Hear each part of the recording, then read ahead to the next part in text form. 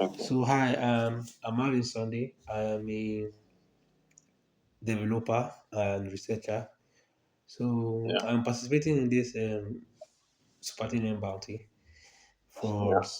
founders in Nigeria, and I wanted to have conversations with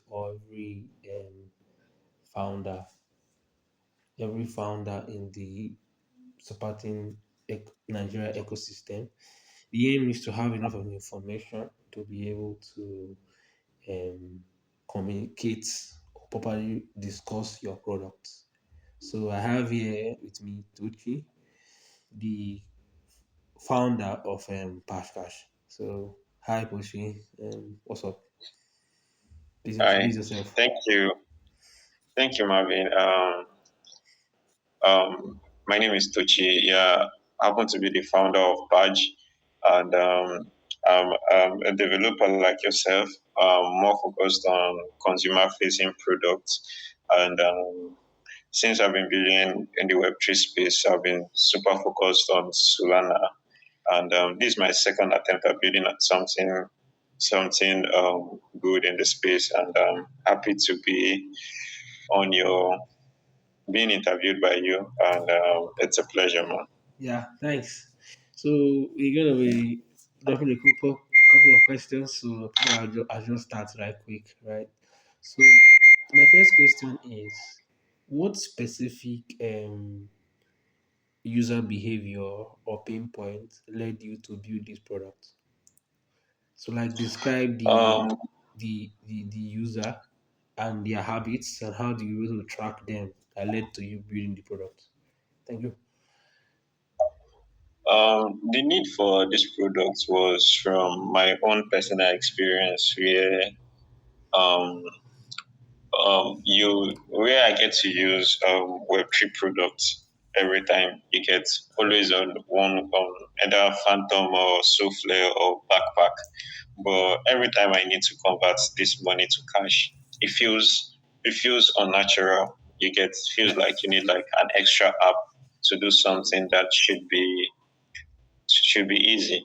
And most times, for you to do that with a good rate, you need an app that's where you need to get paired with a merchant. And for some unnecessary reasons, you're interacting with someone who you should never be interacting with, that is the merchant. So I don't like that experience. Most of last year, anytime I want to off-ramp, I just send the money to a friend who will just off-ramp via Bybit or whatever, and they give me the money. That was after Binance got banned. So I've never liked the conventional P2P system.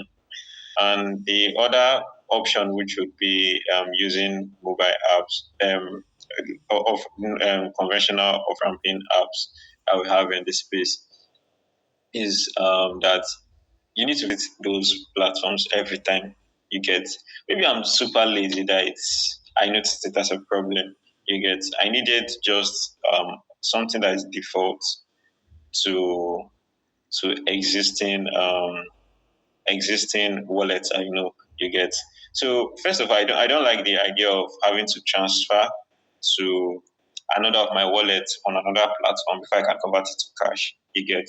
So that led me to take an anti wallet pattern when it comes to off ramp and on ramp. If you notice, we don't have a wallet system Yeah, in I noticed. in Patch. Yeah, I We don't noticed. want users, yeah, we don't want users depositing their money there before converting it. No, we just want from your software straight to your bank account. So, so when I thought about that, before I thought about that, I've already played around with tools, so I knew it was possible. Um, I know most times I don't know why solutions like that was not common practice in this space, and maybe because most entrepreneurs they see it, most build founders they see um, solving these problems from the very conventional way of wallet and all. So me, I saw it as a protocol that needs to be existing. You get more Yeah. like a complementary protocol to the Solana protocol itself. You get, and when I first of all asked for validation from a couple of people, they were cool with it, and then I built it, and then pushed it out for other people to use. So that's how that's how that's how I got validation for the product, pushed it out, people started using it. Then I knew that, oh, it's a product that people actually want. Okay, so wow, that's great. So you've literally talked about our okay. So that's cool. I understand Yeah. that I actually experience that problem myself whenever I want to make off ramp my money. Oh, Okay, yeah, yeah, whenever I want to off ramp my money, so usually like I move money from my wallet, send it to Bybit. It's really really sketchy, but I don't really have much of a choice. But I think yeah, Paj Cash can actually has been nice. Actually, it has been nice, literally. Yeah. So yeah. Yeah. um, I don't. I know you say something about this, but I wanted to let's hit on it again. How did you validate this problem was worth solving? Like, what were the points that you got that made you say, "Oh, this thing is actually worth solving in the long run"? And also, what assumptions while you were trying to validate this idea that you had to, um, you know, and is that kind of like a justification? Sorry. Yeah, sorry, let me put all my devices on silent. Okay. I've already put on do not disturb, but the notification keeps coming into Okay. my PC. Yeah, I don't know how to off this thing. You could. Oh, You could. pardon me. I'm sorry. No problem. Yeah. Your question, the question you asked, yeah, which is How did you validate how this I got. validation? Yeah. Yeah. And Yeah. also, So what yeah. assumptions about Nigerian user that you had to unlearn in the process? Okay. First of all, I think users around the world are fundamentally the same when it comes to convenience. You get. Okay. I don't think Nigerians want easier solutions than US users, or Ghana users want a simpler solution. I think across the globe there's a common factor, which is a product that works and a product that is easy. You get. Okay. I believe everybody wants the same thing fundamentally. You get. It's just that the way you market it across these different markets are very different. You get. Mm-hmm. So the first human need, which I know above any every other thing, is convenience. Mm-hmm. Um, People want convenience way better than rates. You get, especially when you're dealing with small chunks of little transactions like less than $100. You get, people will prioritize convenience first, and Mm-hmm. that's why we went with that and focused on microtransactions first. We believe if you do $10 today, you will do $1,000 tomorrow. You get, the Yeah. most important thing is to get those users logged in. So we prioritize um, um, on convenience. So when we knew the stick was, when we knew that we know our transaction is not as fast as most platforms. You get, Mm-hmm. when it comes to the between the moment when you do your deposit and when you receive your money. Some people are already doing 30 seconds, yeah, in transaction speed. We were doing 2 to 3 minutes to 5 minutes. You get. Mm-hmm. Well, one thing we tried to innovate around is, the speed between when you think about off ramping and when you actually execute off ramping. The off ramp, when you actually execute the action to off ramp, there's Mm-hmm. always this resistance. For example, let's say you need money, you have 100 to in your wallet, but the moment you think about it and when you eventually transfer to Bybit and actually pay with a merchant, you Mm-hmm. first of all you actually most times you actually procrastinate first because It's stressful, the man. whole process, It's very very yes, stressful. yeah, it's very stressful. So that's the time we are more concerned about shortening. You get, the time you think about it and the time you actually execute it. That's the time we want to actually shorten. So we shortened it, and we saw that we saw that that's the main pain point. Not even the speed of transaction. That's the main pain point. So first time when we knew that the product worked was when our accounts got frozen, and then we told our users that they should be patient with us for 24 hours, that we'll be back. There was this complaint, like they felt bad about it.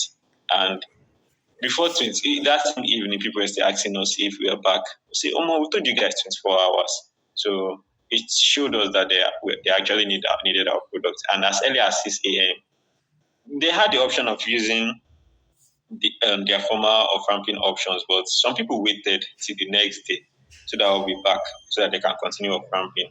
So it dawned on us that even though there are a lot of off ramping solutions in the market, there's now a preferred solution among our users. You get. Yeah. So for us, we know we don't even have like all the edge to compete, but we need to find a way to make sure that even in the midst of like two, three Mhm. options to offer. Yeah, our own should always be the easiest when it comes to offering. And Yeah. once when that incident of our account got frozen, people waiting for us to resume transactions so that they can offer them. That's the moment we knew, okay, we've struck good with our products. Okay. Yeah, That sounds like an awesome point you take, and I really really appreciate that. So, the next question is, I know you are building kind of like a blockchain app, right? But you are making it feel as if it's a simple fintech type of shit. And yeah, so my own question is, how do you achieve that, right? And yeah. what's the value proposition that actually resonates with these users who don't really care about the decentralization, this and that? So, what is the value proposition you give them, and how do you assure that this thing doesn't look all Web3? It looks more like a simple fintech app that you send money to, and at the end of the day, you receive your fiat. Okay, I think most times a lot of developers are heavy on Web 2 or Web 3 labels just to feel relevant. Yeah, Okay. it's just like you trying to buy electricity and the seller is super hyped that this nuclear energy or like the source of this electricity is nuclear. Nobody gives a fuck. You get Mhm. the real users just want to use the electricity to power their TV, boil water, or power their car. You get. Okay. In the real sense, nobody really cares if it's Web 2 or Web 3. And the most important thing is your transaction secured? You get. Do they do you will you deliver on what you promise? Nobody really cares. So it does not matter to me if my product looks like Web 2 or Web 1. You get. What I'm building is products that people, normal human being with with good enough IQ can use. You get. Okay. I the product as it is now, it's more convenient for Web3 folks, but we still want to make it much easier so that we don't have to start explaining to more users that this how to navigate around it. For example, right now you need to link your wallet, and we want to remove the whole process of linking your wallet with a different option of giving you an address for each of your bank accounts. You get that way. More people, let's say someone like my mom now, she now have after despite having her own bank account, if she comes on Paj, she gets an address, and we also want to slap a domain name to that address so that my mom now, informa she can have informa.paj. So you get that way. What that serves for her, it's more like a global address where anybody around the world who has access to so can send her money. You get it Mhm. doesn't matter if the person is in North Korea or Taiwan or whatever, wherever. That person can send money straight to her bank account. So to her, it's more like a global address, bank Address account you get, that and can she doesn't even. You said. so it's just like a global address that will just mainly from the money to our bank account.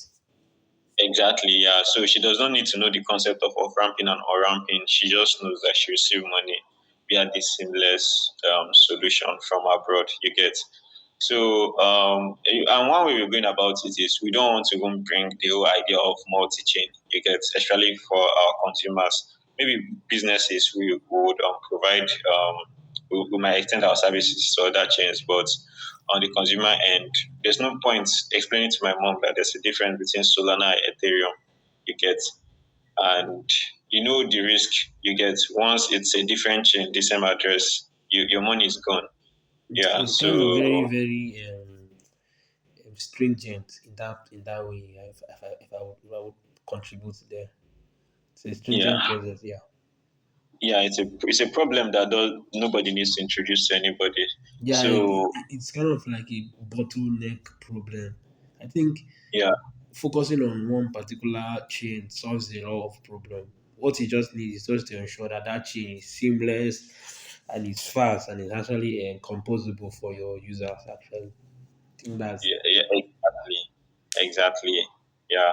So once we get that, once we get our solution very stable on Solana Mhm. Hello. for bridges these days, anybody who wants our services extended to their chain, it's just to bridge the assets. That's all. Yeah, I think so. So, wow. So I don't know. I don't think I need to ask you any question about you having to deliberately remove crypto jargons from your interface, or is it that do you have it? How do you solve that?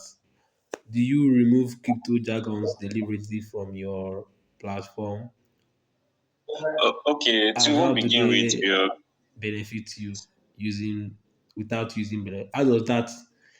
How do you explain benefits to people that don't really care about these crypto mantras? How do you okay, explain? it's going to happen like slow and steady. It's not like a total rip-off you get. Okay. Um, as we execute, as we write, we get to understand that, oh, this thing that we call so word can be called this other word you get. It's Okay. more like discovering the process you get. Okay. But one way we are going trying to eliminate the whole too many crypto jargon is to we contracted someone who is handling our branding, and the person is more of a web two person you get. It's even learning web three you get. So you can tell from our designs that will be coming up that this heavy on web two you get. Hmm. You want to that web three scale around the product you get.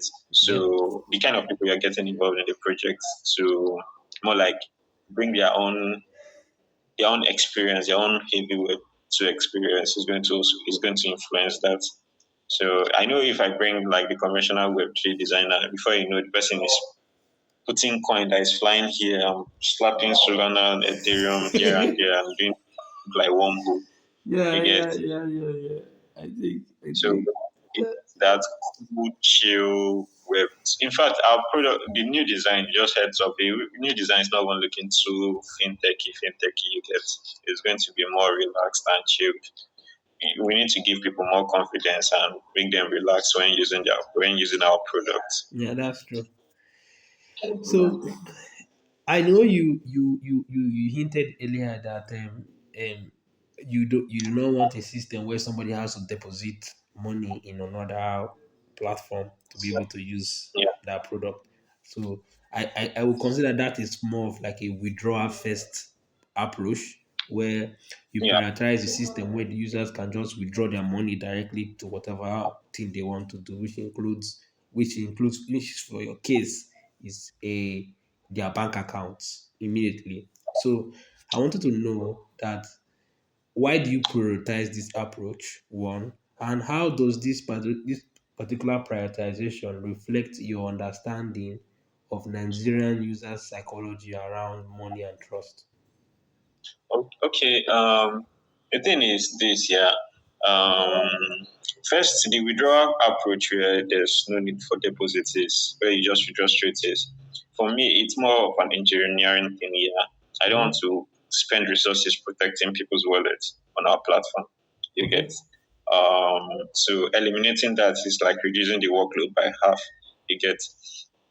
And then, secondly, the goal was to reduce, to leverage existing technology rather than trying to build or innovate. So everybody have their own secure wallets that they trust. You get. I don't Okay. want to introduce them to another place where they deposit money. You get. I Okay. just want to introduce them to a pipeline that does the routing of money straight to their bank accounts. Okay. So that way, they trust that their money is really going to stay in this system for like let's say max 5 minutes, and then when we have everything set up properly, less than a minute. So there's little fear. You get the Okay. money comes in and comes out, so it builds more confidence as they use it by the day. You get, so that's one.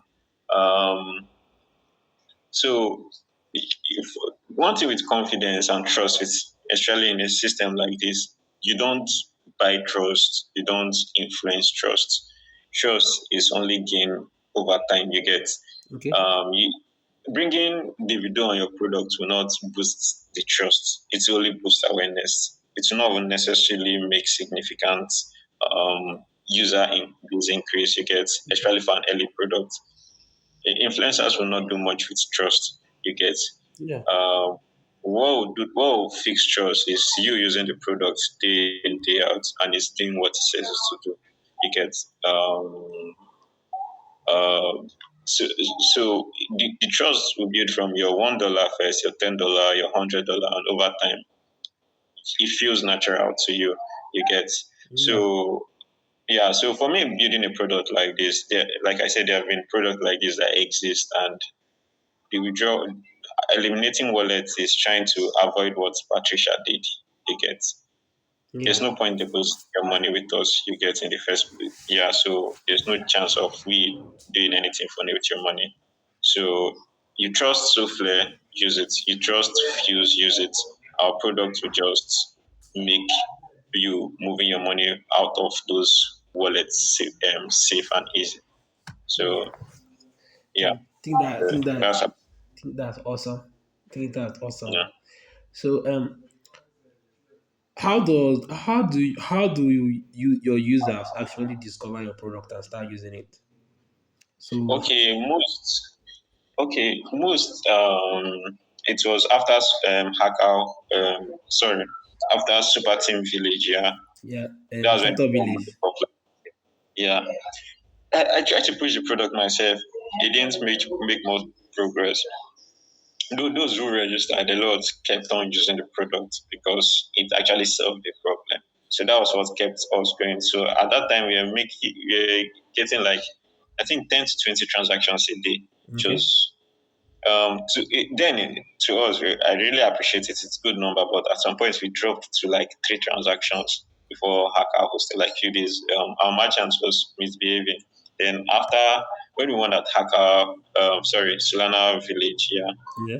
uh, it brought more awareness, and from the 5 3 transaction we're having that period, we just skyrocketed to like 10 20, and then it became constant. Then when after the whole South African trip, yeah, when we came back, it kept increasing. Then we started touching 30 transactions, and then one thing that really helped was the Super Team Content Guild. They were really instrumental. Without anyone reaching out to me, they just agreed to run a 1 week promotion for us, and that tripled our user base from like 200 users, 200 and something users to over 600 users, and that alone was like the tipping point for us. Like it just nudged us, like it made a lot of difference. So I'm already working to work with them again with our V2, which would not require the whole linking of wallets, so that we can repeat the same thing and see how many users we can get. Right now we're at 1,000, over 1,000 users. I believe I believe with working with them, and it's going to make a lot of difference. And then next, another thing was using our referral program. We try to make sure that everybody joined through a referral. That way, we have less random people joining the project since we are still testing. That way, anybody who is referring you is also showing you how to use the product, like link your wallet, your transaction comes into the pool, you see the transaction. So all those learning process is done by somebody who has already used the product. Okay. And then yeah, so the trust the person has gets transferred to the new user. So that's one way we've been able to secure new users to get into the space. Yeah. Okay. Wow, I think that's great. So, um, no need to ask what the regular user journey looks like because we already know how off-ramp works. So, how do you acquire users Yeah. without traditional crypto marketing? Like, how do you guys do that? I know off-ramping is more of a crypto thing than a Web2 thing. So, my own Yeah. question is basically, how do you acquire normal, non crypto Uh, users without normal crypto marketing channels, and what's your growth tactics for the Nigerian context for that? okay. Um, wait, just give me 1 minute here. Okay. Try that. Yeah. So you're with me, yeah? Yeah, yeah, yeah, yeah. I'm with you. Okay. So the way we're going about it is to first. Right now, we're not marketing to non-crypto users. Yeah, Okay. we want to. Okay. Sorry. Okay. So first we want to build utility for them first before we bring them on board. Okay. That's where the V2 comes in. You get more. Yeah. The V2 is giving their bank accounts like a global presence. You get. Okay. So yeah. So you don't market to people you're not giving value to. You get. So right now we are just giving value to people. So I'm trying to bring value to people who who already own token. Those are the only people we can market to. You get at the moment. Okay. You get. Yeah. So if this is your first time of holding token, our product is going to be like the best solution for you and Okay. all.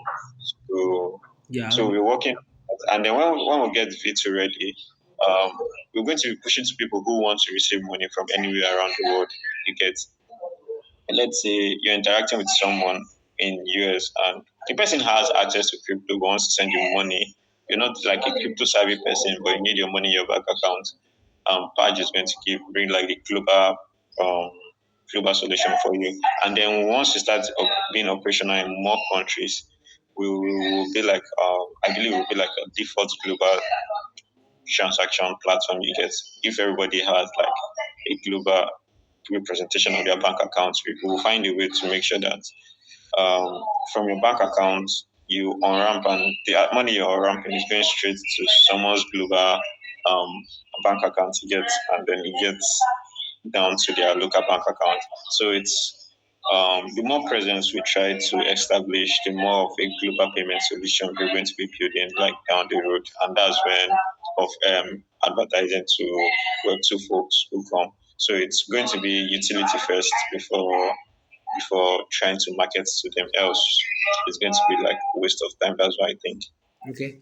So users, I know users do stick around even though they don't like tweeting or interacting on chain. So or the normal Twitter interaction. So my question is, how do you measure the engagement and build trust with users that are skeptical of new financial products? So how do you um, um, measure let's just talk about engage. How do you build trust with somebody who probably is afraid of using new off-ramp products, right?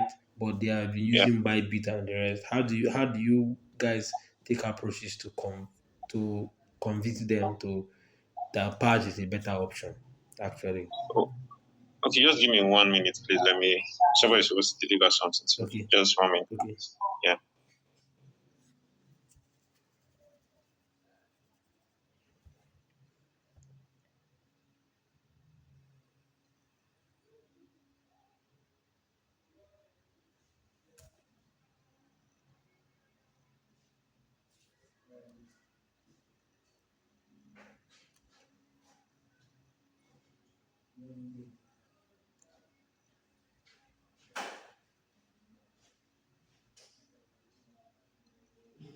Okay. okay. So trying to get the question properly. The So question like, was around. how do you measure your engagement, or more like Yeah. let's like say how do you build trust? How do you communicate with people Okay. who do not who are skeptical about new off-ramp products, right? Okay. Yeah. Okay. That's why personally I think it's important to start small, you get, rather than just go wide about marketing, because Okay. if you go wide about it, you attract people way too early, and if first impression does not kill it, you get, it's going to kill their interest for the product, you get. Okay. So yeah. So what we're doing, that's why we started with referral. I'm not sure if it's the right thing to do, but that's the part we're going with first, so that like I said, our existing users trust gets transferred to the new user we get. So it's going to be like a low cost of acquiring trust with users. And we try to be open with our users. You get, users complain, we interact with them directly to solve the problem instead of using AI and bots. You Okay. get, nobody likes to interact with bots.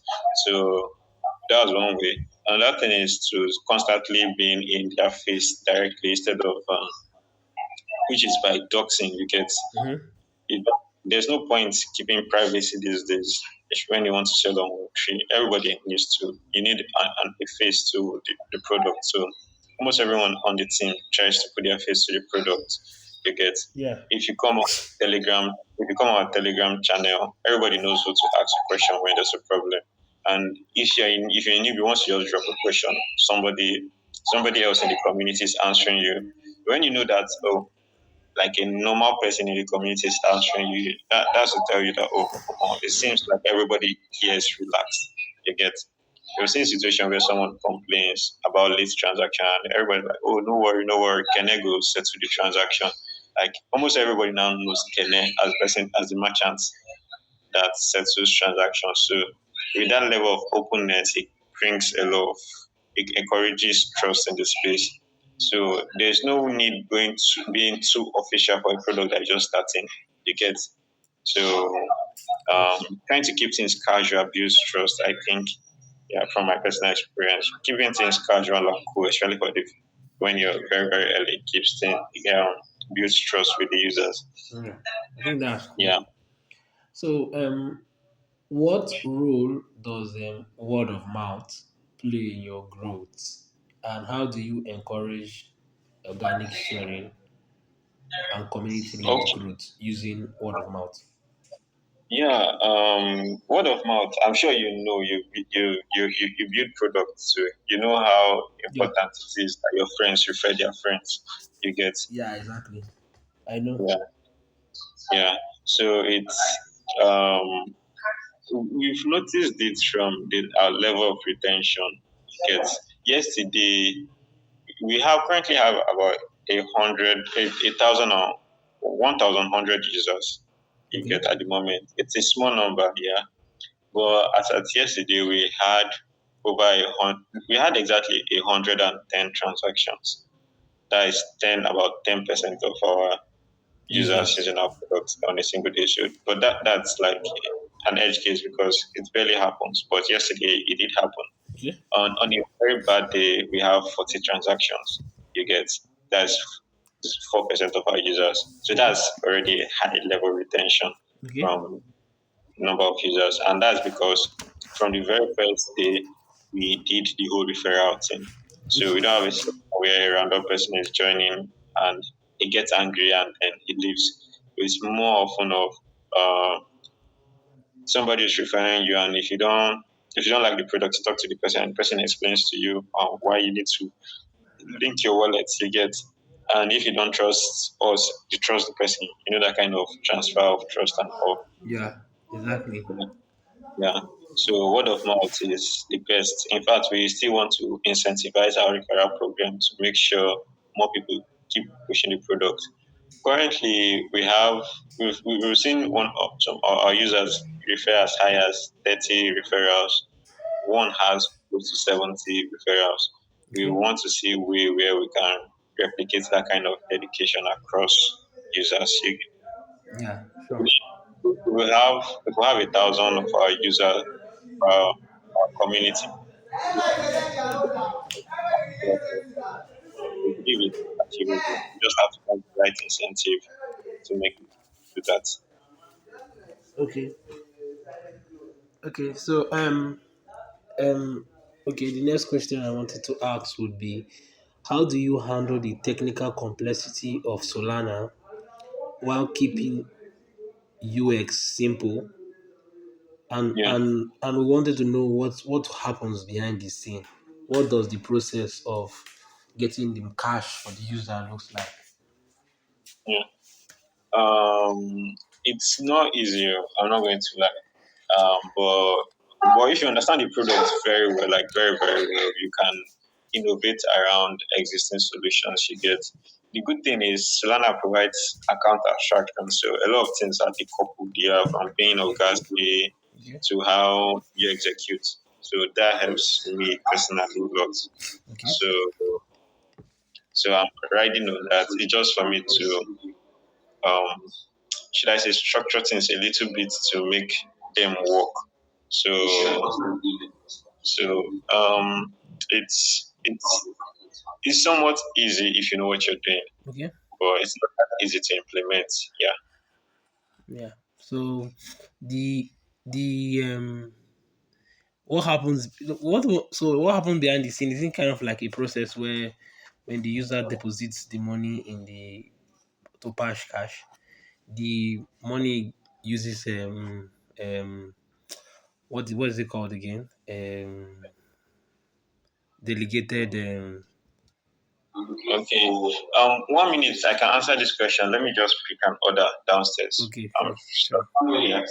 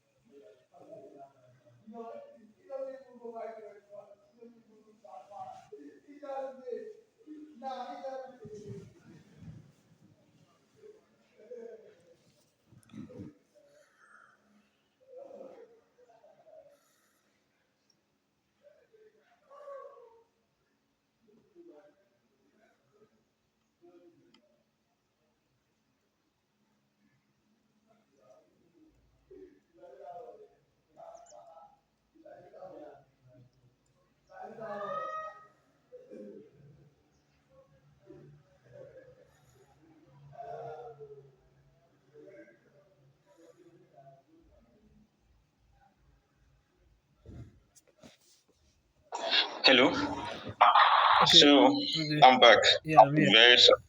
Yeah. No So, problem. No problem. what happened in the back end is this. We use a wallet. Yeah. Mm-hmm. We'll be soon we'll be making it a multi-sig wallet for more security. Yeah. But what happens is there's a wallet that serves as a pool, and then anytime money is transferred into it, thanks to Helios webhook that listens for transaction on any wallet you want, Okay. and then we get notified.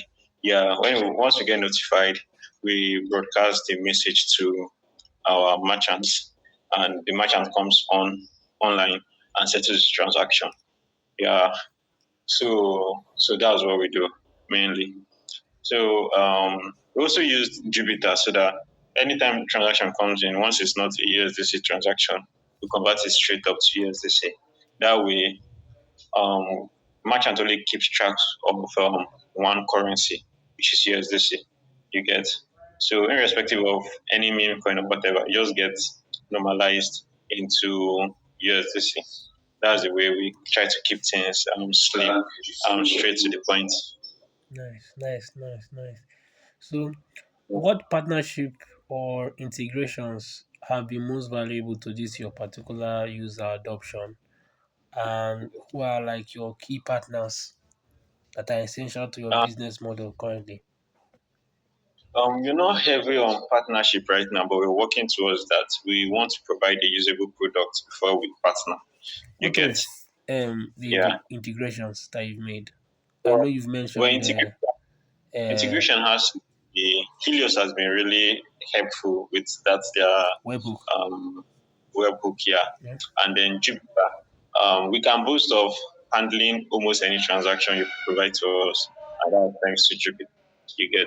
yeah, So there's some tokens that's not on the liquidity is not on Jupiter. That one we can't do magic at the moment. We don't want to start over engineering that. So, but any common token you get, we just work you get by default. So we just okay, send in any token. So some people they have just scrub. I remember when somebody reached out was texting me yesterday and the day before yesterday. He said all his money was into different where he staked, and he needed money so badly. So what he just did was just close his account and took the rent money, which is usually in SU, transferred it. I think he got that is less than $2 you get. mm-hmm. But being able to do that, you get Mm-hmm. it's only our platform you can think of that you can say, oh, you just take $2 and throw it straight from your wallet straight to the pool you get, Yeah. and you get money. So we just want to be there for those kind of our users. So Jupiter provide that stuff for us. Helios provide that webhook for us. Those are the two essential products we Yeah, use on our platform. Yeah. that's awesome. So, how do you price your product actually? How do you price your product? Is Uh, like what we try to yeah. do you Oh, collect from fees? Like, yeah. is it in transactions fees or subscription? On what's the pricing model? We are still very open to our business model, but at the moment we charge 0.5% on every transaction you get. Okay. Any whether it's $1, whether it's $1,000, we just charge 0.5. But what we do to compensate for that is we make sure we give you the best rates you get. So what we found out is even with that charging 0.5, our rate is our rate is better. Even if you remove that 0.5, our rate, like if you remove, how do I explain it? Even if you add the 0.5 um, deduction you get, our Yeah. rate is still better than a couple of other folks' rates. So that's one of the reasons why we say, okay, what we're going to do is find the best rates in the market and then charge 0.5%. You get. Yeah. Times go on, we understand the different users we have and see where and adjust where need be. Yeah. So okay. So um, what constraints so far in terms of regulation, finance, and technical constraints that has shaped your product decision? Like, what are Um, your biggest operational costs and challenges in these particular areas? in finance, it has taught us to use our tongue to count our teeth because we don't have all the funds to build with. You get, you Okay. can't just throw money randomly. So you've been very decisive on where to spend and where to cut our Okay. expenses. Okay. So technical wise, I'm very lucky that I'm technical. You get, I wonder how non-technical founders go about building. Sometimes when I hit some kind of roadblock, I just imagine like those who are not technical, like how do they go about it? You get Okay. there are some things that I initiate that okay, it's going to start this way, but due to the way the technology is structured, I have to like go the other way. So every time I keep asking myself how non-technical founders do it, but I'm just lucky I'm knowledgeable in this space, and so no matter how the problem wants to come, you get, I always have a way to navigate around it. Yeah. You get, Yeah. yeah. So, yeah. Okay, I think that's awesome. So, in a week, what do you guys normally do that makes Paj Cash seamless for the user? So, like, I know, for example, you guys have said the off ramping is very important, where you guys to convert the money to merchants on a daily Yes. basis. Is there any other activity that you guys do in a week that is needed for Paj Cash to be optimal and running? Okay, we are trying to integrate with banking services to make transaction faster. I believe that would our users will appreciate that. We're bringing on ramping as well. Yeah, and then we are trying to also expose our APIs so that more businesses. That's where the real collaboration will happen, so that more businesses can use our service. Okay. That's me. It's here. So I know that you've made Paj Cash to be very very optimized in such that it is quite feasible for users. So my question is now, how do you this your optimization? How do you optimize it for usability while you still ensure the security of the platform? So while you are making it usable, how do you um, also make it secure for both for you and for your users? That's like that's the approach to the technical structure. Yeah. For now, mostly it's me being careful with what I commit and the kind of program I run on my system locally. You get, Okay. you don't want to compromise yourself. Once you compromise, system is compromised to a very large extent. And I'm also trying to be careful with how I commit keys and how I manage keys. Yeah, though there are very few keys to manage. You get, Okay. like I said, sometimes about security is not whether you be hacked or not. The one important thing about security is to reduce impact whenever any compromise happens. You get, that's one of the reasons why we avoided using wallets.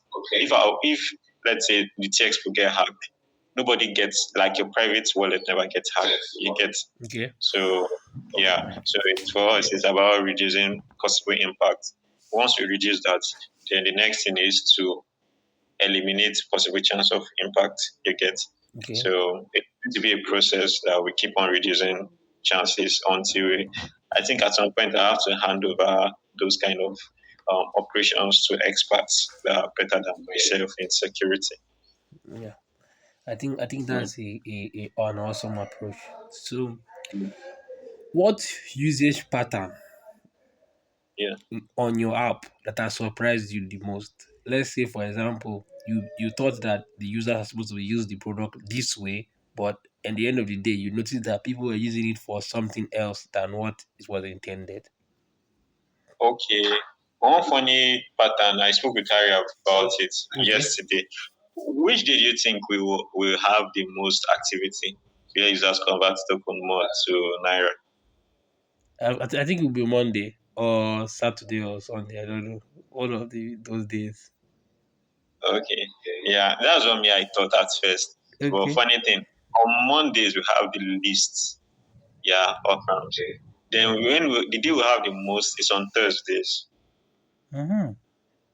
Exactly. That's my exactly that's the expression everybody Why? knows. Why? Thursday is like middle of the week. It's not like there's a party or like there's a weekend or I don't know, guy. It's confusing. But Okay. well, So the assumption when I spoke with Harry, the assumption is we pay Super Team pays most of their payments on Thursdays. okay. Yeah. So since most of our users are from Super Team, so it could be possible that when people get paid or airdrop or whatever Mm-hmm. on Thursday, that's where the magic happens. You get Hmm. so. So weekends we have high volumes, but Thursday beats every other day, like significantly. But it was just yesterday for some reason on Thursday we usually have like 60, 65 transactions. Regular days we have 50 transactions. Mondays we have 40 transactions. Okay. But for some reason it's yesterday we had 110 transactions. So yesterday was we don't know what happened. In But fact, I went to the Telegram group and asked if there was airdrop yesterday. There was, but a lot of people didn't qualify for that particular airdrop, so it was not. the airdrop It's actually. yeah, it's not enough reason for us to have. So maybe over time we'll be understanding user Yeah. behaviors and Okay. maybe to guide us on how to build the next product. Yeah. So, what would you tell a Silicon Valley founder actually trying to build a similar product in Nigeria? And what would you tell, like an advice for them? Like, what do you think that they might get wrong about the Nigerian market? Um, the Nigerian market, first of all, yeah, you have to build for consumer, the Nigerian consumer. You get understand what the Nigerian consumer needs before you build. You get Yeah. first of all, customers are customers across the globe. You get any Okay. product, the same Facebook that works in the US work in Nigeria. You get, Okay. but you have to understand that the US market have always had more spending power than our local market. Okay. You get, so you're not expecting to build $1 billion company out of the Nigerian market, but you can build a product that works from the Nigerian market, like users will use it. You get, Okay. yeah. So the problem I usually have with most founders is they build things that the Nigerians don't really need or can't really afford and start complaining that Nigerians are not using it. You see somebody build um, you see somebody build for example, I was building the real estate app and I noticed that Nigeria we don't have enough money to spend on savings. You get, that's why I said, okay, you know what, let me take a break small and evaluate this thing properly. And apart from that, the Nigerian real estate market is not mature enough to expose to the global market. That's why I said, okay, I need to pause on this first. You Yeah. get. I So feel you like have to understand yeah. Go that ahead. Go ahead. market. Go ahead. Is it? I said go ahead. Go ahead. Go ahead. I wanted to say You need to something, but yeah, you need to understand okay. and any industry or market you want to influence, you need to understand it very well before you throw your heart into it. It's not about slapping crude applications on health tech, Okay. drug tech, whatever tech. You have to understand it, have like some domain knowledge.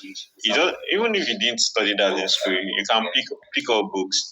Like my next set of books I want to buy, like 2 or 3 books I want to buy on both migrant economy and communities. I need to understand how diaspora folks function and how they relate, like how the economy around diaspora folks operate before I start saying, oh, um, I want to build like a remittance layer on top of what I'm building. When you build from a place of knowledge, you definitely build what people will really want as compared to codifying every single thing that looks like an idea in your head. Exactly. I think that's one approach we most people, not only Silicon Valley founders, most some Nigerian founders in Web3 normally experience. Well, I think that's a very good take. So Yeah. I wanted to know what's one design decision you've made that you think every other Web3 product or founder should copy? And how do you also balance your local optimization with a global ambition? So, like the second part is actually saying, how do you continue building Paj Cash with the eye towards expanding this your services to maybe other countries in Africa or maybe other countries in the world, while you still maintain your local um, um, feasibility actually? Okay. First is me. I believe if I kill the Nigerian market well, like if I address the problem well, the same solution would be appreciated globally. You get. I'm not building. The Nigerian market is not in isolation. You get, Yeah, sure. yeah, and then if my goal is to build like off ramp on ramp across the globe, like different countries, Okay. yeah, and then um and then integrate with existing products. You get, if I scaled in Nigeria, I can scale anywhere in the globe. That's the ambition. You get, Yeah. and the first question was what exactly? The first question was, so what is it? What's one design decision that you've made that you think every other Web3 product should copy? Okay, build just for me personally. I believe in building just one single feature. Yeah, let the feature be the product. Instead of building a product that does this, does that, I believe in building something that one thing first that is very simple and build it very well. That it's difficult for someone. You don't want people to know you as what that app, especially when you're starting as that app that does this, does that, and does this. I when OP came out, we all know OP as the app for Payment. getting, no, when it came out first, it's the ride hailing app. I don't when I was in Enugu, that's when it came out. It's even in Lagos here. So it came out as just one thing first. Yeah, before people started buying airtime on it, doing other things and other things. So as a product, you want to do one thing first. You don't want to do this, do that, do that, do that.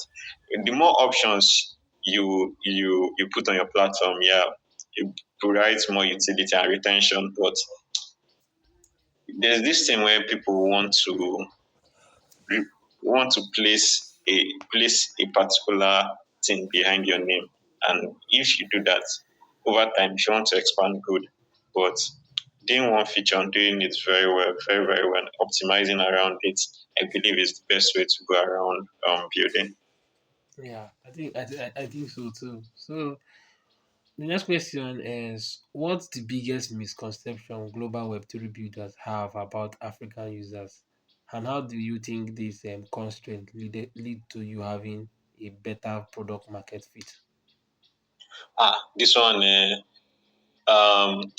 is so annoying because people keep doing it and blame Africa for everything, thinking that we are one people that live on top of this. It's so annoying. Okay.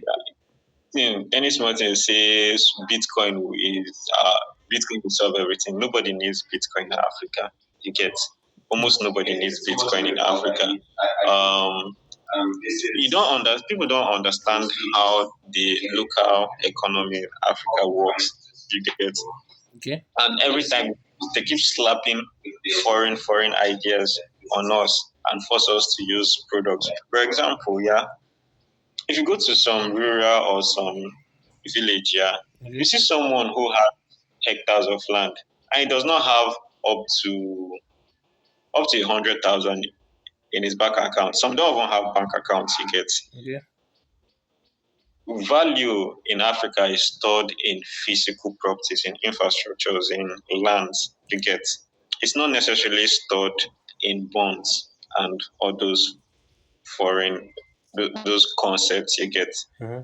it's not that way now. It's not going to be that way in the next. It might not be that way in the next 100 years.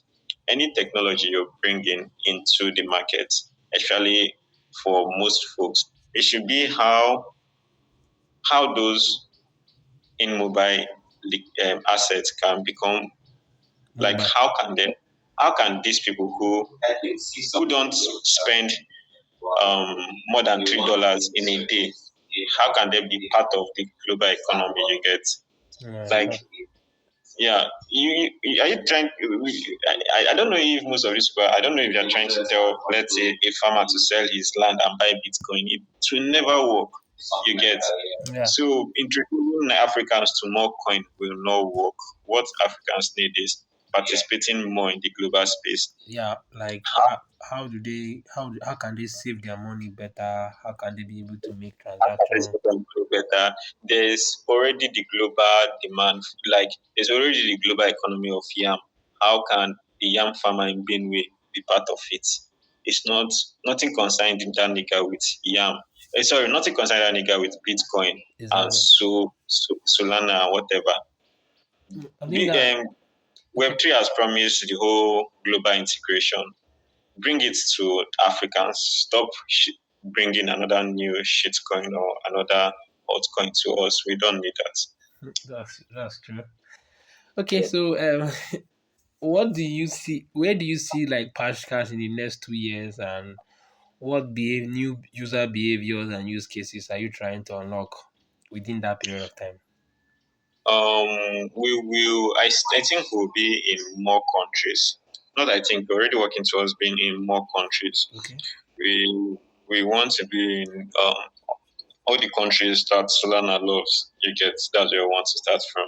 You Okay. get so yeah. We want to be like the default complementary service when it comes to cash on Solana. It's left for builders in the space to do with whatever they want to do with that protocol. You get Okay. that makes it easy to move money here and there. You get um, we believe if we do things like that, we can bring more utility to people in the space. The more people integrate us, maybe down the line we might be able to offer loans or expand our protocol so that other people can offer loans. You get to users who use Patch. You get. Yeah. I don't know to what extent you get. I think if a product hits the perfect market fit when the customer gets to decide how they Yeah. really want to use it. Yeah. Yeah. Ours is just to build like the simplest and the easiest product Yeah. out there. Exactly. Yeah. So, my question I want to ask is, if you could redesign how the DeFi ecosystem would work from the Mm. scratch, what's Yeah. one particular thing you would do differently based on your local experience? Um, First of all, yeah, Okay. a lot of device solutions does not even need to exist in the first place. Are you Yeah. serious? Are you serious? Yes. Yeah. A lot. Like a lot. They don't need to exist. First, a lot of people are just copying each other. You get. That's Yeah. true. There's a lot of copy and paste nowadays. I Copy agree and with you. paste and trying to sound smart on top basic. First of all, I'll first of all fix the grammar. I'll not even fix the tech itself. First of all, fix the grammar. Make it easy. You're saving money. You're doing piggyverse. Why are you giving us a new terminology for that? Um, um, next would be if a lot of this DeFi that existed built on Solana, yeah, with the current what Solana offers, it would have been much easier, especially with account abstraction. Okay. Eh, Those they are PDAs. PDAs did those solve a lot of problem. Okay. Kind of make kind of make things should I say easier for devs. You get that Yeah. way you can ship with a lot of security whereby the assets lives in different accounts and not inside a central smart contract. Yes. Like So like like we have is on Solidity where everything has to live in a center smart contract. yeah, Yeah. exactly. That's a big compromise. Yeah. That DeFi suffered a lot. And Solana did suffer a own compromise too. You get well, there's been a lot of improvements I wish exist. Yeah. So the major thing would be people should use simple grammar in the DeFi space. Mhm. That would encourage more people to participate. You get Yeah. in the whole thing, yeah. Yeah. So my last question is: so far, do you have any metric that shows that you guys have been um, in a more of a market fit, like how many users you have, how many transactions you've made so far, so that we can be able to like push on this metric to show how successful Okay. the product has been so far. I know you. Okay. Okay, I know you mentioned about 1,010. I mean, I don't really know, but Yeah. okay, Yeah. just go ahead. Thousand. Yeah. We've processed. I'm just checking our database now. Okay, I think we've processed 4,853 transactions.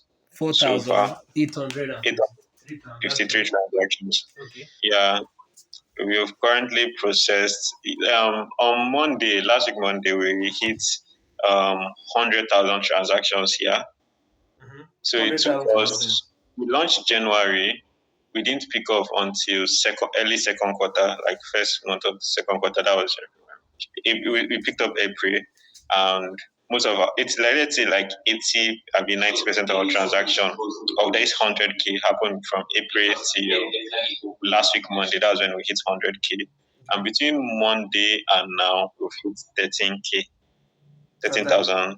Transactions. Yeah, so in a month, in a week, we've hit 10% of what it took us three 3 months to hit. So there's been steady progress, and we've been doing that with a small concentration of users, 8,100 users. So there's high retention. It's That's mostly what you're focused on. See, our next marketing, which will focus on acquiring new users. Yeah, that's like So I'll try the V2. That's like the so V2, right, right? I said that's like the yeah, V2. I said that's like the V2 till when V2 is launched. that's when it gets launched. Yeah, Okay, yeah. so is there anything you want to tell other founders? Any information you want to share with them before we go? Any? Okay. The main thing is for founders to focus more on building. Yeah, Okay. more like you can't really tell when success comes. You get the best you can do is showing up every day and keep on building. You get Exactly. success comes at its own time. Even me, I'm still trying to be successful, but I won't be successful if I don't show up every day. You get Yeah. so. What So I found out. Don't worry. Don't give yourself a deadline with success. Just keep showing up every day, and then the right things will happen. yeah, thank you very much, Toshi. It was fun and also very interactive speaking with you. I feel like you are very chilled to speak with, especially when I met you at Sato Village in person. It was Yeah, it was awesome speaking with you then, and it's also awesome speaking with you now. I really appreciate you for coming and having the yeah. time to even spend extra time with us. Also, help me and thank Harry that sorry that I stole his host from him. Right? Yeah, just He help said, me. Okay, okay, yeah, okay, okay. we So, should, we should, and okay, thanks a lot, man. thank you for coming. Okay. I appreciate, and Yeah, probably we'll do this again next time. yeah, Thanks. sure, sure. Yeah, Thank you bye. very much. Bye.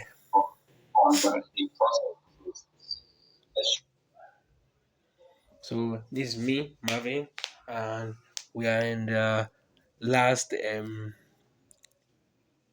call in the super founders meet and greet call, and I really appreciate everybody who have come to this conversation. Thank you, and we'll meet again in the next one. Thanks.